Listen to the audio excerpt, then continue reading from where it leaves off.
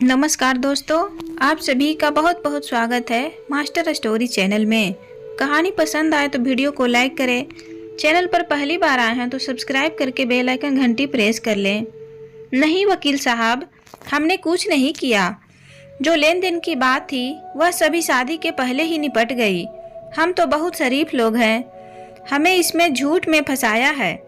अमन और नीलिमा जी हाथ जोड़कर बार बार वकील से मिन्नतें कर रहे थे। वकील बोला, आप चिंता मत कीजिए, मैं पूरी कोशिश करूंगा। लेकिन यहाँ की नई थाना इंचार्ज किसी की नहीं सुनती है। अरे लोग उसके नाम से ही थर थर कांपने लगते हैं। और जिस केस में आप लोग फंसे हैं उन्हें तो वह सजा दिलवा कर ही दम लेती है। और मैंने तो यहाँ तक सुना है कि इतना मारती है कि गूंगे भी उसके आगे तोते की तरह बोलने लग जाते हैं। वकील की बातें सुनकर अमन और नीलिमा जी डर के मारे थर थर कांपने लगे थे। वकील बोला, पर आप लोग निश्चिंत रहिए, अगर आप लोगों ने कुछ गलत नहीं किया तो आपको कुछ नहीं होगा। अमन और नीलिमा जी दोनों एक दूसरे की तरफ देख रहे थे। उनके माथे पर आई पसीने की लकीरें साफ बयान कर रही थी कि आज उन्हें कोई बचाने वाला नहीं है।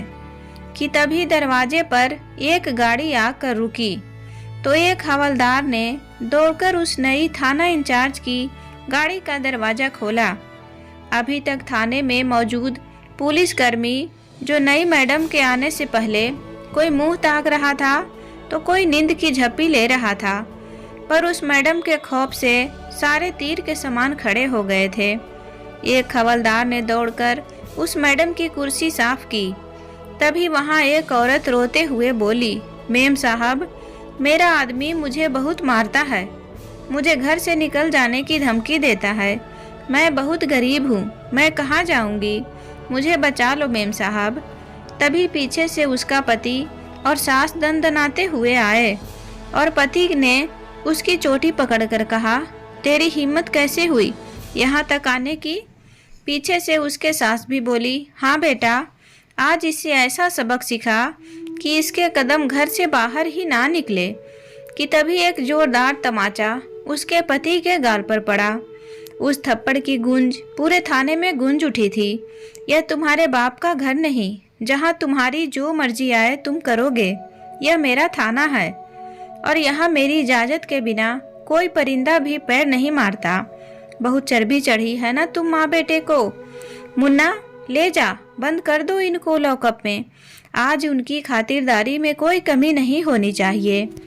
उस मैडम पर जैसे ही अमन और नीलिमा जी की नज़र पड़ी, मानो उनकी हालत ऐसी हो गई जैसे काटो तो खून नहीं।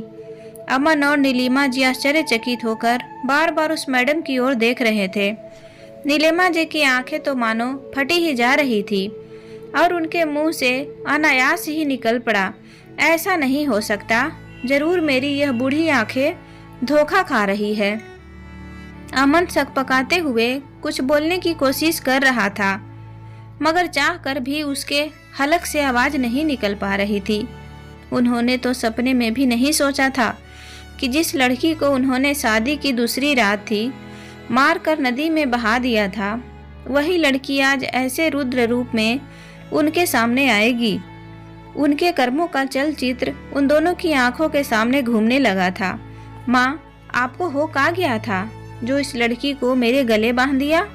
इतनी अच्छी इन सरकारी नौकरी है मेरे लिए एक से एक लड़की मिल जाती जो इतना सामान लाती कि घर में रखने की जगह ही नहीं होती। अमन ने चिल्लाते हुए कहा, बेटा, मुझे लगा सरकारी टीचर की इकलौती बेटी है, बिना मांगे ही भर भर कर देंगे, पर मुझे क्या पता था यह निकलेंगे कंगाल। नीलिमा जी मुंह बनाते हुए बोली, अब कंगाल है या कंजूस हमें क्या पता माँ। चलो, जब खुद से ही नहीं दिया तो अब मुंह खोल कर ही मांग लूंगा। अमन की माँ नीलिमा जी से कहा। नई नवेली दुल्हन आरती कहा तो अपने नए घर में अपनी स्वागत की उम्मीद कर रही थी, लेकिन यहाँ ना उसका कोई स्वागत हुआ ना ही कोई रस्में निभाई गई। उसे सीधा ले जाकर कमरे में ऐसे धकेल दिया जैसे कोई गाय भैंस को उसके तबेले में धकेल देता है। अपने साथ और पति की बातें सुनकर आरती की आंखों में आंसू आ गए। वह मन ही मन सोची कि पापा के इतना कुछ देने पर भी यह ऐसे बोल रहे हैं। इन्होंने जो जो कहा पापा ने सब दिया, फिर भी कह रहे हैं कुछ मांगा ही नहीं। हे भगवान, मेरे पापा ने अपने जीवन भर की जमा पूंजी मेरी शादी में लगाकर इनकी सारी ख्वाहिशें पूरी की, फिर भी बोल रहे हैं कि इन्होंने मांगा ही क्या था। अब इन्हें और क्या क्या चाहिए था। आरती रोते हुए सोच रही थी। नीलिमा जी सारे मेहमानों से बड़े मेम होकर कहती है, जल्दी जल्दी सारे अपना अपना ताम झाम निपटाओ और ख़त्म करके ये सब अपना बोरिया बिस्तर समेटो और अपने घर को चलते बनो। इतना कहकर नीलिमा जी वहाँ से चली गई। रात को भी अमन आरती के पास नहीं गया, ना ही उसे किसी ने कुछ खाने के लिए पूछा। और अगली सुबह आरती जल्दी उठकर नहा धोकर मुंह दिखाई के लिए तैयार बैठी थी। नीलिमा जी की ननद बोली, भाभी, बहू की मुंह दिखाई की रस्म शुरू करते हैं। नीलिमा जी बोली, अरे कौन से मुंह दिखाई, बहू शक्ल सूरत की होगी तो ही तो मुंह दिखाई करूंगी, और जो मोहल्ले की औरतें जाकर पूछेगी कि इसके बाप ने क्या दिया तो मेरी तो नाक ही कट जाएगी। यहाँ कोई मुंह दिखाई नहीं होगी। सभी मेहमान नीलिमा जी की बातों से आश्चर्यचकित रह गए थे और कुछ ही देर में धीरे धीरे सब अपने घर को लौट गए। ना बेचारी आरती के ससुराल में कोई रस्में निभाई गई और ना ही उसकी मुंह दिखाई हुई। अगले दिन तो नीलिमा जी आरती कहती है, सुनो बहू, तुमसे कुछ जरूरी बात करनी है। हाँ मम्मी जी, कहिए। बहू, तुम्हें शायद तुम्हारे पति के हैसियत का पता नहीं है। वह एक सरकारी अफसर है, तो उसके दफ्तर वाले भी उसके दहेज को लेकर पूछेंगे तो उसे कितना बुरा लगेगा कि उसके ससुराल से उसे सिर्फ 5 लाख की कार मिली है। तुम्हारे पापा को इतना तो सोचना चाहिए था कि इतने अच्छे घर में शादी करवा रहे हैं अपनी बेटी की, तो दान दक्षिणा दहेज भी उस हिसाब से दें। पर तुम्हारे बाप को सबको सामने वाले की हैसियत के हिसाब से सामान देना कहाँ आता है। जाकर अपने पापा से कहना कि वह जल्द से जल्द 20 लाख की कार खरीद कर दे अपने दामाद को, वरना वो यह फटीचर कार लेकर ऑफिस जाएगा तो उसके दोस्तों के सामने उसका क्या इज्जत रह जाएगा।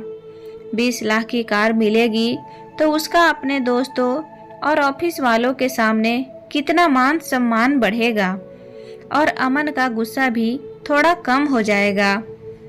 नीलिमा जी ने अपनी रौब में कहा, पर मम्मी जी, पापा ने इतने सारे सामान तो दिए हैं ना, और इस कार के लिए भी उन्होंने फूफा जी से कर्जा लिया है।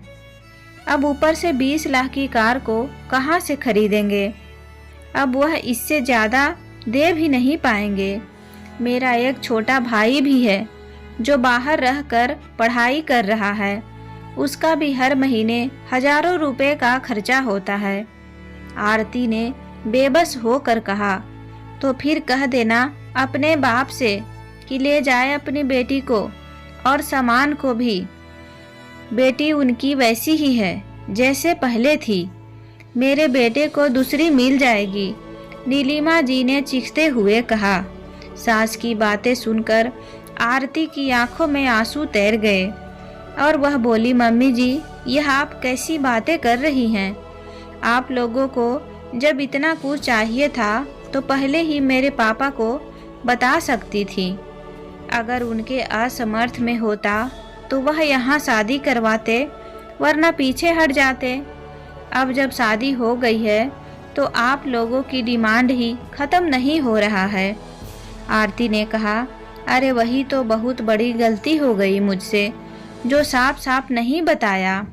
पर मुझे क्या मालूम था एक सरकारी टीचर अपनी इकलौती बेटी की शादी में इतनी कंजूसी करेगा, वरना तो पहले ही सब कुछ कह देती। नीलिमा जी ने आंखें दिखाते हुए कहा और लोगों ने पहले नहीं कहा। उसके लिए अब मैं अपने पापा को कुछ नहीं कहूँगी।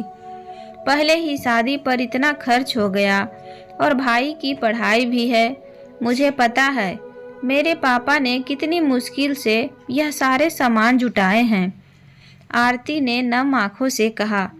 पीछे से अमन आया और उसमें एक झापड़ लगा कर बोला, क्या कहा? नहीं कहोगी तुम अपने पापा से? आरती आंखों में आंसू लिए बोली, नहीं, अब मैं अपने पापा से और कुछ नहीं कह सकती। मैं उन्हें और तकलीफ नहीं दूंगी। अमन पीछे से उसकी चोटी पकड़कर बोला, ठीक है, शाम को आकर इसका फैसला करूंगा, अभी मुझे देर हो रही है। अमन के जाने के बाद आरती काफ़ी डर जाती है, क्योंकि जिस अंदाज में आज अमन दफ्तर गया था उसे काफ़ी घबराहट हो जाती है। शाम को अमन के आने के बाद आरती रसोई में होती है और अमन सीधा रसोई में जाकर उसका हाथ पकड़कर उसे खींचते हुए कमरे में ले जाता है और उससे पूछता है, तो क्या कह रही थी तुम सुबह? तुम अपने पापा से कार के लिए नहीं कहोगी? आरती दर्द से तिल मिलाती हुई बोली, मेरी बात सुनिए, पापा के पास इतने पैसे नहीं हैं। उन्होंने जो सामान शादी पर दिया है वही कितनी मुश्किल से दिया है। ना जाने किससे किससे पैसे कर्ज लिए हैं। ऐसे में इतनी महंगी कार वह कहाँ से लाएंगे? आरती ने रोते हुए कहा, अगर तू अपने बाप से नहीं कहेगी तो उसकी भरपाई तू करने के लिए तैयार हो जा। अब तुम लोगों को पता चलेगा हमें ठगने का अंजाम क्या होता है। जब औकात ही नहीं था 20 लाख की कार देने की, तो अपनी औकात में किसी से शादी करनी थी ना। नीलिमा जी ने कमरे में आते हुए कहा, बेटा, आज से लक्ष्मी की छुट्टी कर दे। अब से घर का सारा काम यह करेगी और खाने के नाम पर बस इसे इतना ही देना जिससे कि यह बस जिंदा रहे। इतना कहकर दोनों माँ बेटे कमरे से चले गए और जाकर दोनों खाना खाने लगे। आरती बेचारी रोती बिलखती पूरी रात बिस्तर पर पड़ी रही। शादी के अगले ही दिन उसे यह सब देखना पड़ेगा, यह तो उसने सपने में भी नहीं सोचा था। लोग कहते हैं कि घर में बहू आती है तो लक्ष्मी आती है। लोग उसका स्वागत जोर शोर से करते हैं, लेकिन यहाँ तो उस पर थप्पड़ और गालियों की बरसात हो रही थी। उसके बाद से आरती दिन भर घर का काम करती और जो रूखा सूखा मिलता उसी में अपना गुजारा करने लगती। वह चुपचाप नीलिमा जी और अमन की दी हुई यातनाएं सहती। इस पर भी उन माँ बेटे को चैन नहीं मिला और एक दिन उन दोनों ने ऐसी योजना बनाई जिसे आरती की हिम्मत और सब्र जवाब देने वाली थी। एक दिन अमन दफ्तर से आकर आरती को चाय के लिए कहता है और अपने माँ के कमरे में चला जाता है। और जैसे आरती अमन के लिए चाय लेकर वहाँ आ जाती है, माँ बेटे की बातें सुनकर वह हैरान ही हो जाती है। अमन बोला, माँ, यह तो बहुत ढीठ है, इतना कुछ चुपचाप सह रही है और यह सह कर भी यहाँ रह रही है। ना तो यह अपने पिता से कुछ कह रही है और ना ही कहेगी। ऐसे में मेरी कार तो रह ही जाएगी। इसका कुछ न कुछ तो बंदोबस्त करना ही होगा। हाँ बेटा, अब मारपीट भी ज़्यादा नहीं कर सकते। आजकल औरतों के लिए कानून बड़ी सख्त हो गई है। यह सब झमेले में जो एक बार पड़ गए ना, तो फिर सब कुछ बर्बाद हो जाएगा। तेरी नौकरी भी खतरे में आ जाएगी। नीलिमा जी ने कहा, माँ, इसे जब भी देखता हूँ ना, मेरा खून खौलने लग जाता है। मन तो करता है इसका गला ही दबा दूं। कोई बात नहीं, दूसरा रास्ता भी सोच लिया है मैंने। अमन ने कहा, दूसरा रास्ता? और वह क्या है बेटा? नीलिमा जी ने पूछा। देखो मम्मी, हमने इसके पापा से कार मांगी। यह बात तो उसने अपने पापा को बताई ही नहीं और हम इसी बात का फायदा उठाएंगे। अमन ने कहा, मतलब? नीलिमा जी ने पूछा। मतलब यह कि हम इसे ऐसे मारेंगे जैसे कि एक हादसा लगे, क्योंकि दहेज वाली बात इसी के अंदर है, तो हम पर किसी को शक भी नहीं होगा उसके बाद मैं फिर से कुंवारा और अपनी मनपसंद लड़की से शादी कर लूँगा।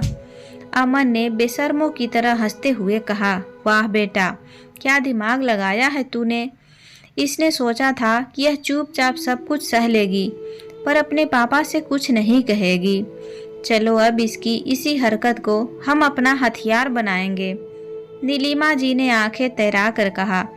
आरती ने इनके अत्याचार इसलिए सहे ताकि उसके पापा पर कोई बोझ ना पड़े, पर अब तो बात उसके जान पर आ गई है। अब वह यही सारी बातें अपने पापा से छुपा नहीं सकती। इसलिए आरती यह सारी बातें सुनते ही भागी, अपने कमरे में सामान समेटा और निकलने लगी अपने मायके के लिए, क्योंकि फोन करके बताकर वह अपना समय बर्बाद नहीं करना चाहती थी। अगला पैर जाने कैसा हो, किसका भरोसा, यही सोचकर जैसे ही वह कमरे से बाहर निकली, पता नहीं कैसे नीलिमा जी की नज़र उस पर पड़ी। वह देखते ही समझ गई। अमन ने दौड़कर आरती को पकड़कर अंदर खींच लिया और 2-3 झापड़ उसमें पूरी तरह से खींच दिए। नीलिमा जी उसकी चोटी पकड़कर बोली, बड़ी चालाक बनती है न तू, अब इसकी सजा तो तुझे जरूर मिलेगी। दोनों माँ बेटों ने उसे जब तक मारा तब तक ही उसकी सांसें रुक रुक कर आना बंद नहीं हो गई थी। दोनों ने रात के अंधेरे में उसे एक बोरे में बंद किया और एक नदी के किनारे फेंक आए थे। आरती की किस्मत बहुत अच्छी थी। मछुआरे इस नहर के आसपास थे जिन्होंने यह सब होते हुए देख लिया था, लेकिन ये किसने किया था वह रात के अंधेरे में उनकी शक्ल नहीं देख पाए थे। उन्होंने आरती को बाहर निकाला, उसे घर लेकर गए तो डॉक्टर को दिखाने के कुछ घंटे के बाद उसे होश आया। आरती कुछ दिन उनके साथ ही रही। उनमें से एक मछुआरे की पत्नी ने उनकी खूब सेवा पानी की। जब वह पूरी तरह से ठीक हो गई तो वह मछुआरे खुद उसे उसके मायके तक छोड़ने आए। आरती की आंखों में उसे मंजर का खौफ इतना बैठ गया था कि वह उसकी आंखों से आंसू रुकने का नाम ही नहीं ले रहे थे। उसके हाथ पैर भी थर थर कांप रहे थे। आरती ऐसी हालत में अपने मायके पहुंची तो उसके माता पिता के पैरों तले जमीन खिसक गई। आरती ने रोते रोते अपनी मम्मी पापा को सब कुछ बता दिया तो ये सब सुनकर उसके पिता का खून खौल उठा। लेकिन उसके पापा उसे इतना सब कुछ उनसे पहले ना बताने के लिए डांटते हैं। फिर वह कहते हैं हम उन पर केस करेंगे, जिस पर आरती उन्हें मना कर कहती है, पापा उससे कोई फायदा नहीं होगा। उनके बड़े बड़े लोगों में जान पहचान है तो वह हमें 1 मिनट में झूठा साबित कर देंगे। आरती बोली, पापा जब हमें पता ही है हम कुछ साबित नहीं कर पाएंगे तो कोर्ट कचहरी करके क्या फायदा, उल्टा पैसे खर्च होंगे बस। राजेंद्र जी ने अपनी बेटी को गले से लगा लिया, पर बेटा मैं उन्हें ऐसे नहीं छोड़ सकता। उन्होंने जो मेरी बेटी की हालत की है उन्हें सजा तो दिलवा कर ही रहूँगा। आरती बोली, पापा मैं वैसे भी उस भेड़िए के साथ नहीं रहना चाहती। इससे अच्छा मैं पूरी उम्र अकेली ही रहूं और मैं अपनी पढ़ाई वापस शुरू करना चाहती हूं ताकि अपने लक्ष्य से उनके हर जख्म का हिसाब मैं वसूल कर सकूं। पापा आप ही से सीखा है मैंने कि किसी के साथ गलत मत करो, लेकिन अगर कोई आपके साथ गलत करे तो फिर किसी के बाप से मत डरो। मैं भी आपके सर की कसम खाती हूँ उन लोगों को ऐसा सबक सिखाऊंगी कि पूरा शहर उनकी सजा को देखकर अपनी बहू के साथ अत्याचार करने वाले लोगों की भी रूह कांप उठेगी। समय बीतता गया। इधर आरती ने अपनी पढ़ाई पर पूरा ध्यान केंद्रित कर लिया और उधर अमन ने भी दूसरी शादी कर ली।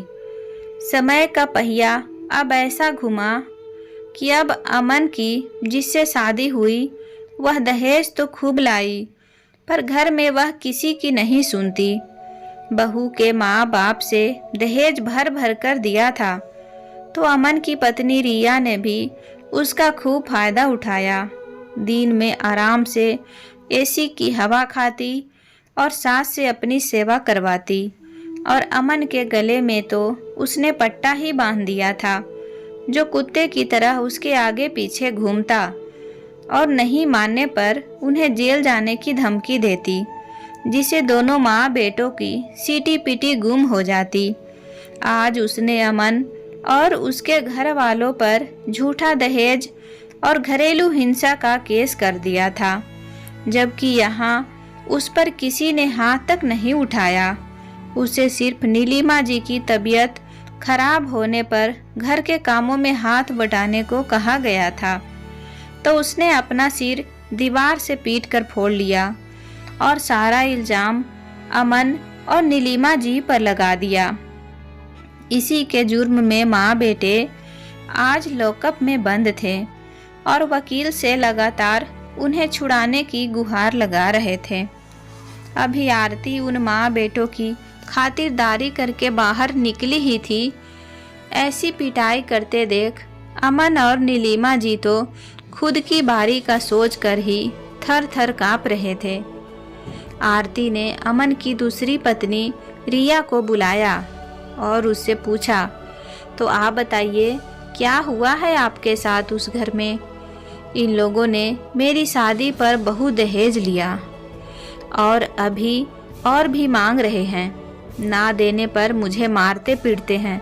यह देखिए मैडम, उन्होंने मुझे मारकर मेरा सर फोड़ दिया है, रिया ने चोट दिखाते हुए कहा।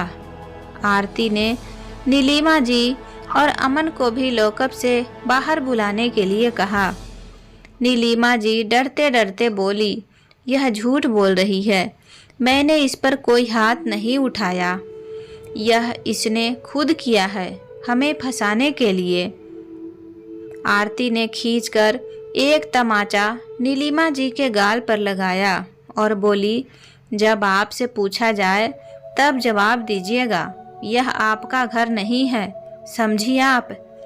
नीलिमा जी एक थप्पड़ से ही चुपचाप अपनी जगह खड़ी हो गई। मिस्टर अमन, तुम लोगों ने दहेज में क्या क्या लिया था? आरती ने अपना डंडा दिखाते हुए पूछा। अब इस बात से अमन झुठलाता भी कैसे, क्योंकि सामने कुर्सी पर वह बैठी हुई थी जिसके साथ उसने कभी अन्याय किया था। इसलिए आरती के इस जवाब पर वह अपनी नज़रें नीचे कर लेता है। इसका मतलब तुम लोगों ने फिर से वही किया जो बरसों पहले मेरे साथ। कहते कहते आरती बीच में ही रुक गई।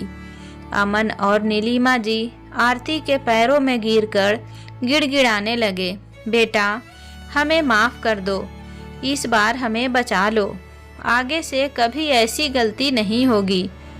आरती बोली, मुन्ना इनका केस दर्ज करो और ऐसे ऐसे चार्जेस लगाओ कि यह चाह कर भी कुछ ना कर पाए। बाकी इस केस की छानबीन मैं खुद करूंगी। जो काम मैं बरसों पहले नहीं कर पाई थी वह अब करूंगी, और इन लोगों को ऐसी सज़ा दिलवाऊंगी कि यह 7 जन्मों तक मेरा नाम सुनकर काँप उठेंगे। आरती की आंखों में आज गुस्से का ज्वालामुखी दहक रहा था। इन्होंने जो उनके साथ किया वह सारा नज़ारा एक बार फिर अपनी आंखों के सामने अतीत बनकर आ चुका था, लेकिन आज वह पिछली बार की तरह कमज़ोर नहीं थी। आज सब कुछ उसकी मुट्ठी में था। आरती इतना कहकर अपनी गाड़ी के पास आकर रिया से हंस हंस कर बातें कर रही थी, तो नीलिमा जी और अमन भी पीछे पीछे से माफ़ी मांगते हुए आता है। तो उन्हें ऐसे हंसते हुए देखकर दोनों के पैरों तले ज़मीन सरक जाती है। क्या हुआ, हम दोनों को साथ देखकर चौंक गए क्या? आरती ने कहा, याद है वो सब जो तुम लोगों ने मेरे साथ किया था, या फिर आप लोगों की यादाश्त कमज़ोर हो गई है? उस दिन तो मेरे पास तुम लोगों के खिलाफ कोई सबूत नहीं था, लेकिन उस दिन मैंने तुम लोगों को सबक सिखाने की कसम खाई थी। यह जो रिया है ना, वह मेरी ही सहेली है जो समाज सेवा भी करती है। इसका रिश्ता जानबूझकर तुम लोगों के पास भिजवाया था ताकि अपने प्लान को अंजाम मैं दे सकूं। तुम लोगों को लगा कि सरकारी नौकरी सिर्फ तुम ही लोग पा सकते हो, पर तुम यह भूल जाते हो कि आजकल लड़कियां किसी भी मामले में तुमसे पीछे नहीं हैं। तुम्हें क्या लगा था कि तुम लोग बच जाओगे? बहुत शौक है ना तुम्हें महंगी महंगी चीज़ों का, ब्रांडेड कारों में घूमने का। जाओ जाओ, अब जेल में जाकर कार चलाना और एसी की हवा खाना। आरती बोली, मैं भी देखती हूँ शहर का कौन सा वकील तुम लोगों को सजा से बचा सकता है। जितना भी एड़ी चोटी का जोर लगाना है तुम माँ बेटे लगा लो, लेकिन यह जो तय रहा कि तुम लोगों का जीना मैं अब दुश्वार कर दूंगी। नीलिमा जी और अमन हैरान ही रह जाते हैं। जिसको इन्होंने ख़त्म कर दिया सोचा था, वह किस्सा तो तब किसी की शुरुआत बन गई। आरती ने जब जज के सामने नीलिमा जी और अमन के अपने पैर किए गए अत्याचारों की बात कही तो दोनों माँ बेटे को जज ने अटेम्प्ट टू मर्डर के केस में अंदर डाल दिया, जहां से आरती ने उन्हें जिंदगी भर कभी निकलने नहीं दिया। दोनों माँ बेटे घूट घूट कर इस जेल में सड़ रहे थे। दोस्तों, बहुत पुरानी कहावत है, लालच बुरी बला, पर इंसान फिर भी लालची बनने से खुद को रोक नहीं पाता। पैसों की तराजू में हर रिश्तों को है तोलता और अंत में कुछ भी अपने साथ नहीं ले जा पाता। तो दोस्तों, उम्मीद करती हूँ कहानी पसंद आई होगी। कहानी पसंद आए तो वीडियो को लाइक करें, चैनल को सब्सक्राइब करके बेल आइकन घंटी को दबा लें। कहानी को पूरा देखने और सुनने के लिए दिल से धन्यवाद।